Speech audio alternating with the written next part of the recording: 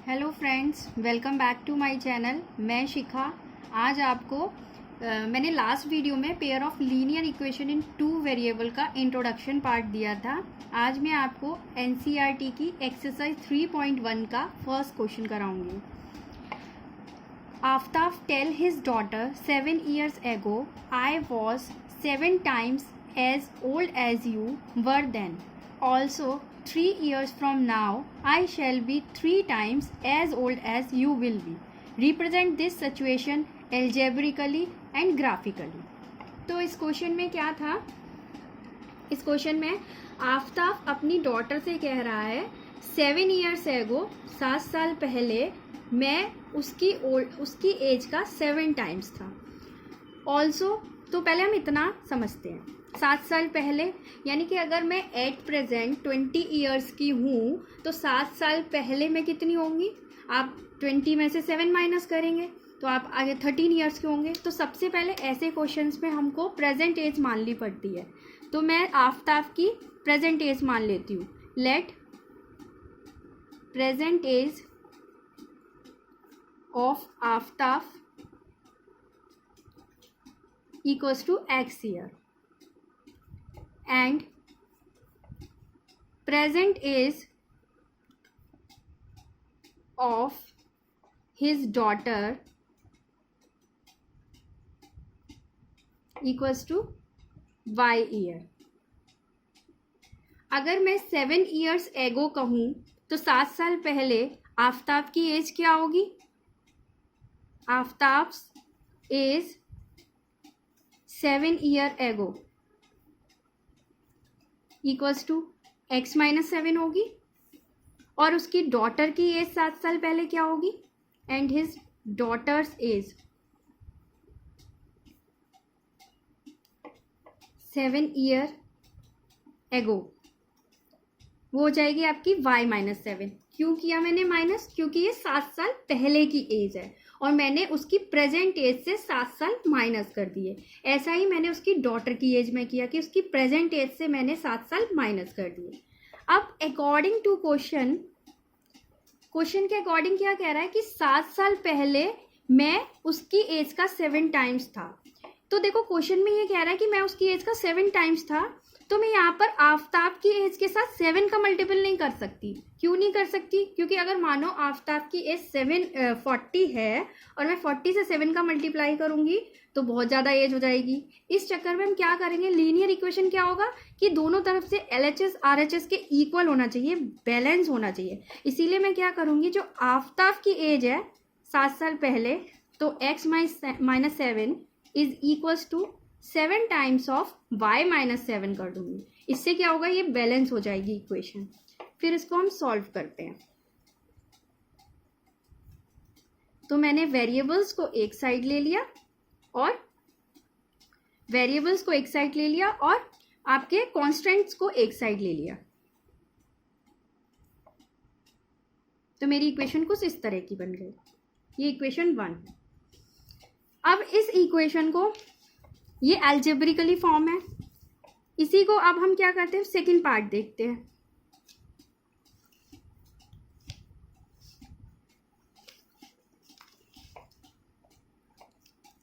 Second part में क्या था कि I shall be 3 times as old as you will be, कि मैं 3 times होगा जितना कि आप होगे।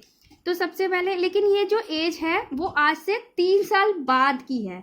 तो 3 साल बाद में क्या हो जाएगा? आपका x + 3 हो जाएगा और y + 3 हो जाएगा। तो अकॉर्डिंग टू कंडीशन क्या हो जाएगा कि जो x + 3 is equals to 3 times of y + 3।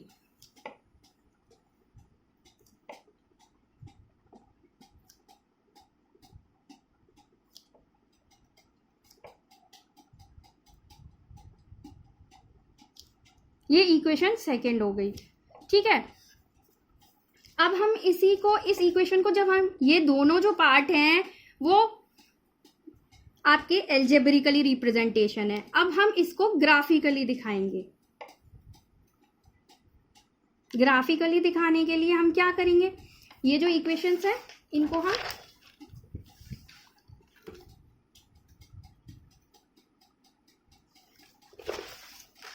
इनको हम यहाँ पर सॉल्व करेंगे। तो मैं एक काम करती हूँ, ये जो y वाली फॉर्म है इसको एक साइड लिख लेती हूँ।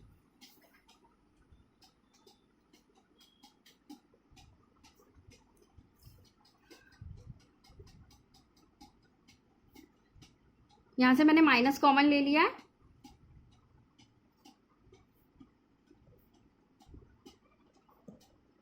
ठीक है, ये इक्वेशन आ गई इस तरीके से।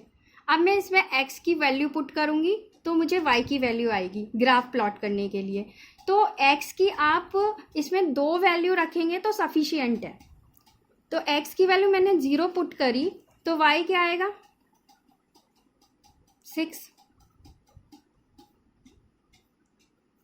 फिर मैंने इसमें x की वैल्यू, अब मैं क्या पुट करूं, अगर मैं x की वैल्यू 7 पुट कर देती हूँ, 7 तो 42 प्लस 7, देखो मैंने 7 पुट किया x की वैल्यू, तो 42 प्लस 7 अपॉन 7, तो ये कितना हो गया 49 अपॉन 7, तो ये वैल्यू 7। अब आप कहोगे कि आपने 7 ही क्यों पुट किया, क्योंकि मैं इसको ऐसा बनाना चाहती थी कि ये 7 से डिविजिबल हो जाए, तो इसीलिए मैंने ये वैल्यू पुट करी। x की वैल्यू मैंने 7 पुट करी तो y की वैल्यू 7 आ गई। अब जो हमारी सेकेंड इक्वेशन थी,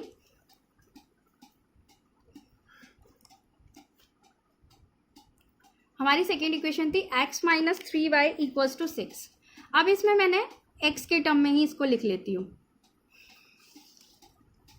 x के ही टर्म में इसको लिख लेती हूँ। अब मैं यहाँ पर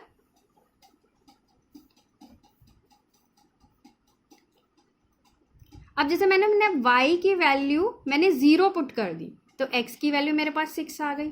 ठीक है, अब मैं क्या करती हूँ, अब मैं इसमें y की वैल्यू दूसरी क्या पुट करूँ कि ये सॉल्व हो जाए।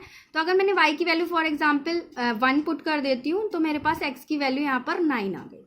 तो अब मैं ग्राफ प्लॉट करूँगी इसके।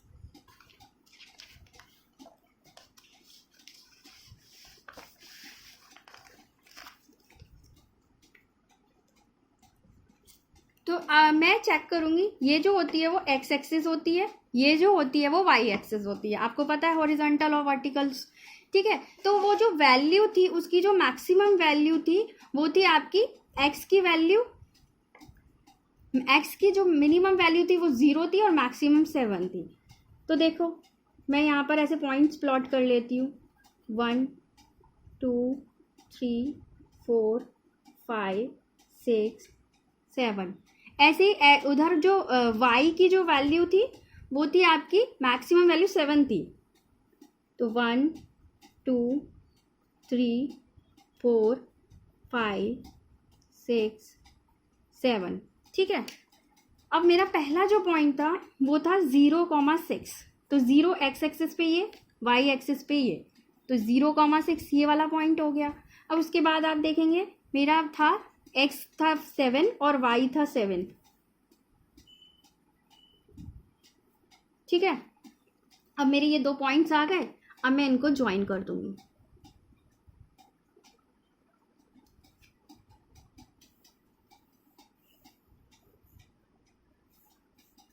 ठीक है, अब मुझे दूसरा ग्राफ प्लॉट करना है। दूसरे में x की वैल्यू 6 और y की वैल्यू 0 थी, तो ये 6,0 हो गया।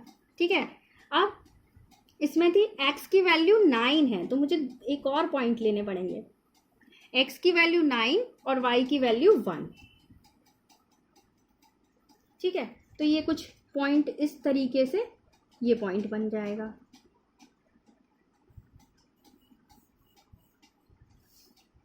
तो ये ग्राफ हो गया आपका equation x minus 7y equals to plus 42 equals to 0 का, और ये ग्राफ हो जाएगा x minus 3y equals to 6 का। इस तरीके से आप इस क्वेश्चन को कर सकते हैं। Thanks for watching.